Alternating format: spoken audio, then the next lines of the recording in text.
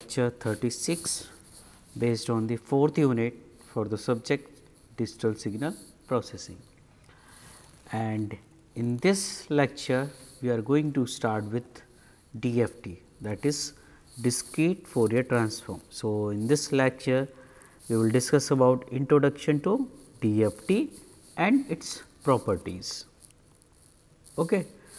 So, let us start with the lecture.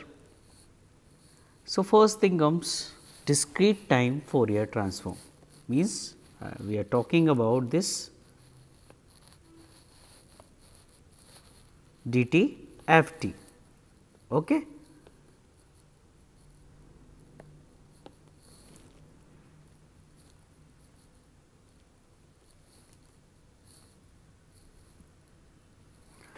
So, according to definition, if I talk about the definition, okay.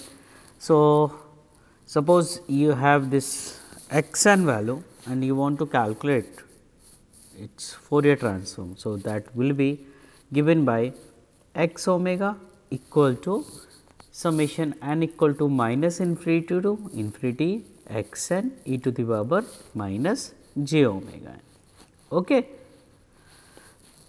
So, the above equation shows the x omega is Fourier transform of discrete time signal x n. Okay. And if I talk about the range of this, so the range of omega is from 0 to 2 pi. Now, due to this range, it is not possible to compute x omega on digital computers. So, what we have to do? We will compute the x omega on digital computer. For that, we make the range of omega should be finite. Okay. So, when a Fourier transform is calculated only at discrete points, because we have to make this omega finite. So, we are calculating only finite numbers of discrete points, then it is called this discrete Fourier transform. Okay. Means DFT. यहाँ पे क्या था? DTFT. Okay. So, this is a small change. Okay. Means whenever we are talking about this is n is infinite, means we are talking about DTFT, and whenever this n is finite, means we are talking about the discrete Fourier transform. Okay. So, the DFT of discrete sequence x n is denoted by x k. So, when you are calculating the DFT, that is represented by x k. So, x k equal to, that is n equal to 0 to capital N minus 1 x n e to the power minus j 2 pi k n by n, where k is lying from 0 to n minus 1. Okay. Now, since the summation is taken for n points, so it is also called the n point DFT. Okay, because you are taking this n equal to 0 to n minus 1. So, total points कितने हो गए आपके? Capital N. So, that is why it is also called the n point DFT. Clear? Now, so we can rewrite this equation 1. Okay. कैसे लिख सकते हैं? That is x k equal to n equal to 0 to n minus 1 x n, and this term जो term था e to the power minus j 2 pi k n by n is replaced by w n k n. Okay. So, that is w n k n. So, this is known as the Tudel factor. This w n is known as the Tudel factor. So, w n equal to e to the power minus j 2 pi by capital N. Okay. So, इसी function को हमने क्या करके rewrite करके लिखा. Okay. So, w n is known as the Tudel factor, and the value of this w n is e to the power minus j 2 pi upon capital N. Clear? Now, चलो आगे बात करते हैं हम inverse DFT. Okay. So, now you have x k, you want to calculate x n. So, for that case inverse DFT x n equal to 1 upon n, k equal to 0 to n minus 1 x k e to the power j 2 pi k n by n.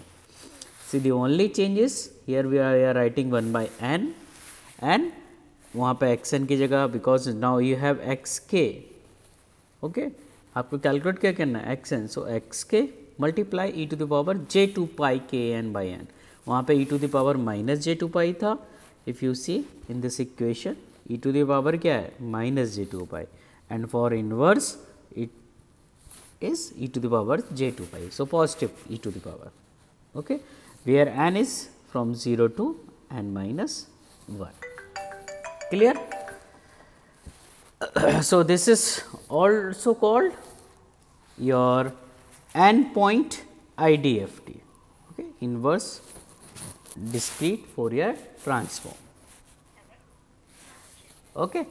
So we can rewrite this in the form of total factor. So that is x n equal to 1 by n summation k equal to 0 to n minus 1 x k w n minus k n.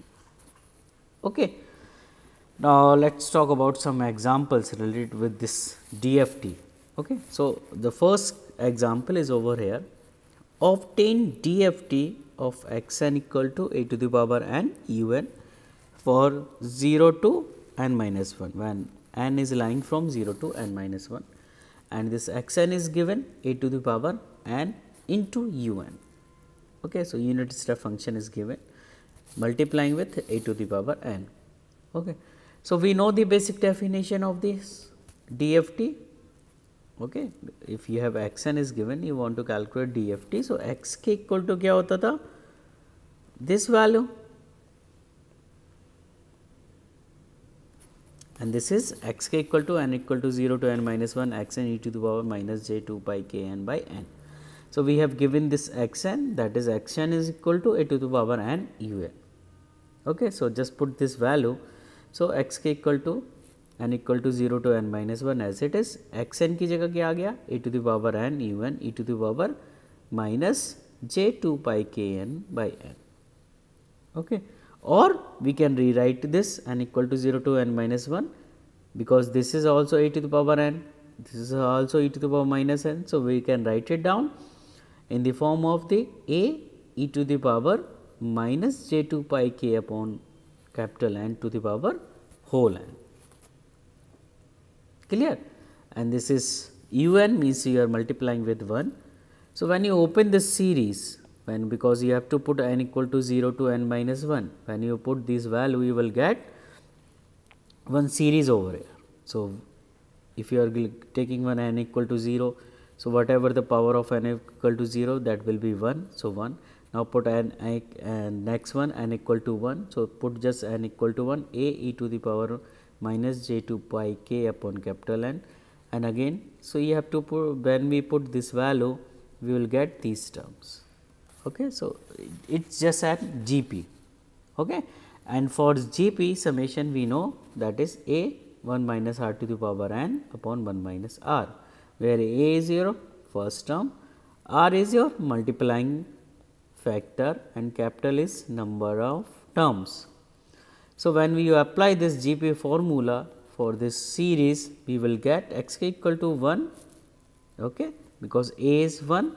So 1 minus, that is r to the power n. So r is given a e to the power minus j 2 per k upon n to the power whole n divided by 1 minus a e to the power minus j 2 pi k by n.